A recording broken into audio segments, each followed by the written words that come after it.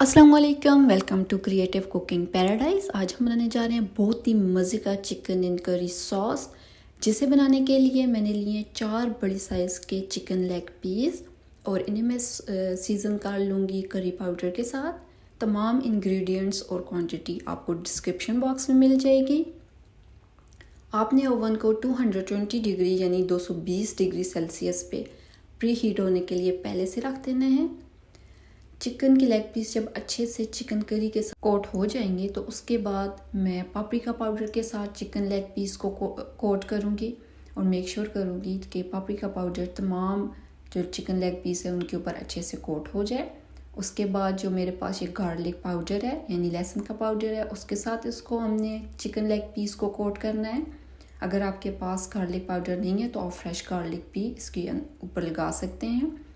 हमने make sure करना है कि तमाम जो लेग पीस हैं वो अच्छे से गार्लिक पाउडर से कोट हो जाएं। उसके बाद अकॉर्डिंग टू टेस्ट मैं इसके ऊपर डालूँगी सॉल्ट, और सॉल्ट डालने के बाद वेजिटेबल ऑयल हम इन लेग पीस के ऊपर डाल देंगे और इन्हें हमने ओवन में पकने के लिए 45 to 60 मिनट के लिए हमने रख देना है।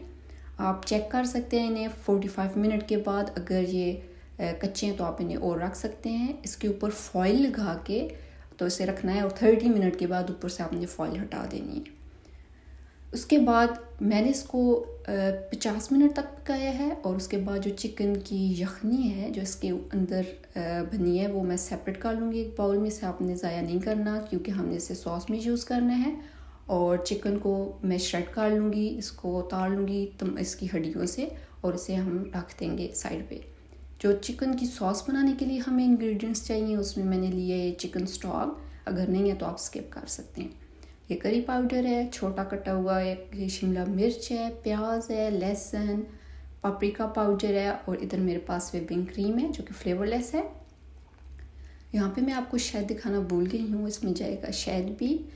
एक पैन में मैंने लिया है बटर, और बटर जब मेल्ट हो जाएगा तो इसके अंदर जाएगा जो हमारे पास करी पाउडर है और जो छोटी कटी हुई प्याज है, छोटी छोटी कटी हुई प्याज है, और इसको हमने थोड़ी सी देर के लिए सौते करना है कि जो इसका कच्चापन है वो ख़त्म हो जाए। हमने इसे ब्राउन करना है और इसको जो है सिर्फ हमने इस तरह करना है कि थोड़ी सी सॉफ्ट हो जाए और जो करी का टेस्ट है, पाउडर का टेस्ट है वो इसके अंदर चला जाए।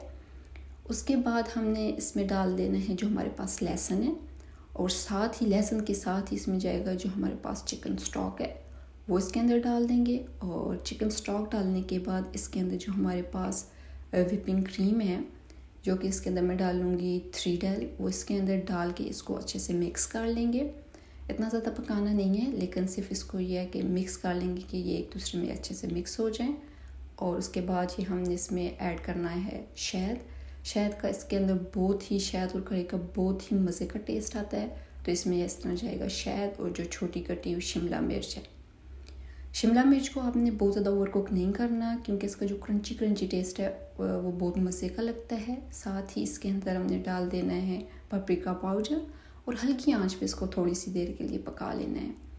जब ये 5 से 10 मिनट के लिए बिल्कुल हल्की आंच पे पकाने के बाद जो हमने चिकन श्रेड किया हुआ था यानी हड्डियों से जो चिकन को लदा किया हुआ था वो इस सॉस में जाएगा, और साथ ही जो हमने जो यखनी रखी हुई थी वो भी इसके अंदर हमने डाल के इसको हल्की आंच पे 5 से 10 मिनट के लिए पकाना है ताकि तमाम इंग्रेडिएंट्स वेल कंबाइंड हो जाएं। और उसके बाद हमने इसे सीज़न करना है कूटी हुई काली मिर्च यानी ब्लैक पेपर और सॉल्ट के साथ अकॉर्डिंग टू टेस्ट इसे हमने डालना है।